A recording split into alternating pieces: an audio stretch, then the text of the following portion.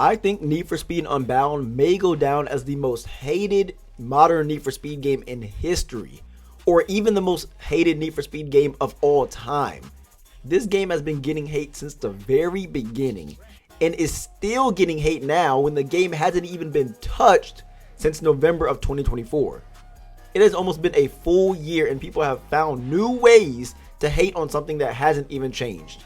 No updates, no DLC, no nothing. I didn't even know that was possible. Now, the inspiration for this video came from a post on Reddit I seen a little while back that has now since been deleted by the less than mentally capable Need for Speed Reddit mods. So I can't really show y'all the original, but luckily with a little bit of computer magic, I was able to pull the post back up and look at some of the answers people responded with. And yes, I get that games are going to have hate. It is literally impossible for something to not get hate in this world. Like I always say, Jesus was literally a perfect human being that walked the earth, and we all know how that story ended.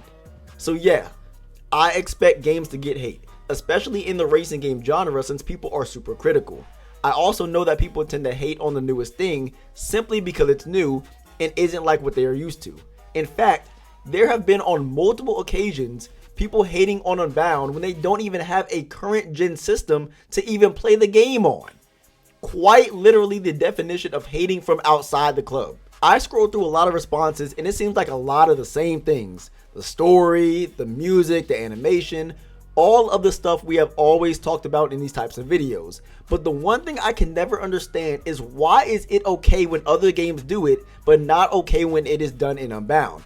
People get mad at the fact Unbound is multiplayer focused, but will praise Hot Pursuit Remastered all day, every day, when it does the exact same thing.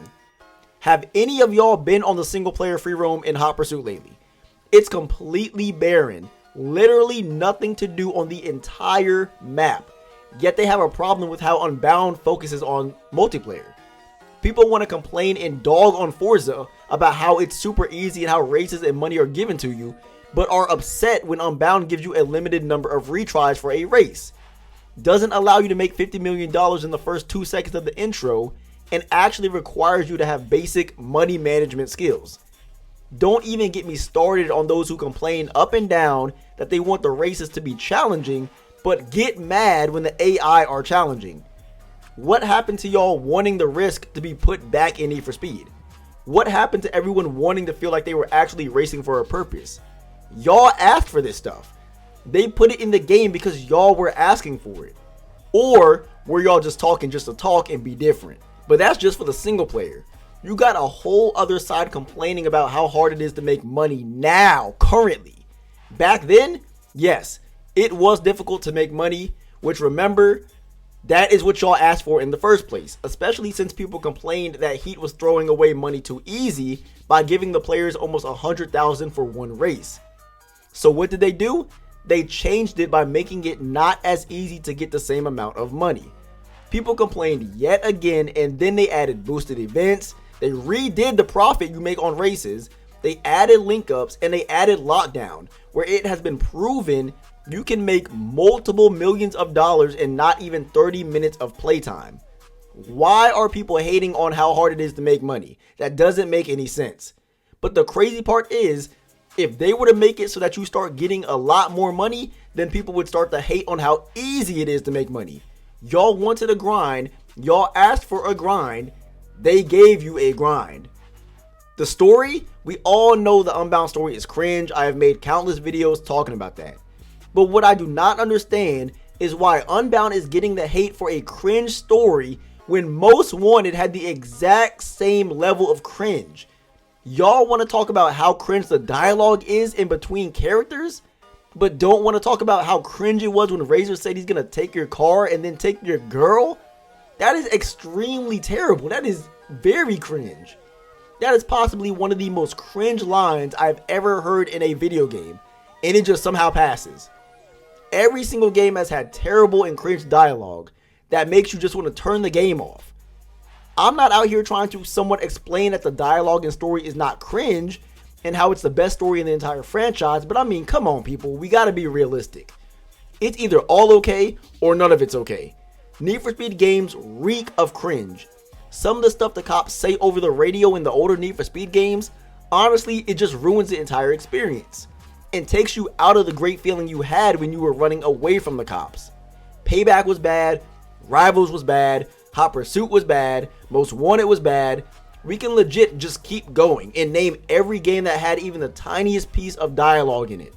At the end of the day, these games are written by old men who want to appeal to kids that are the same age as their grandchildren.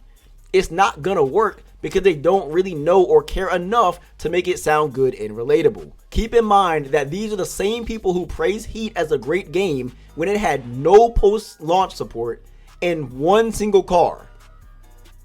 That is what they're praising.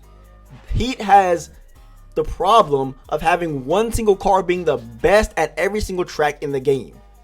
Hating on one of the only games that have proper DLC is ridiculous, especially when those DLCs changed up the entire game not once, but twice. And the same people who were hating were the same ones playing Drag, Drift, and Hot Pursuit having fun.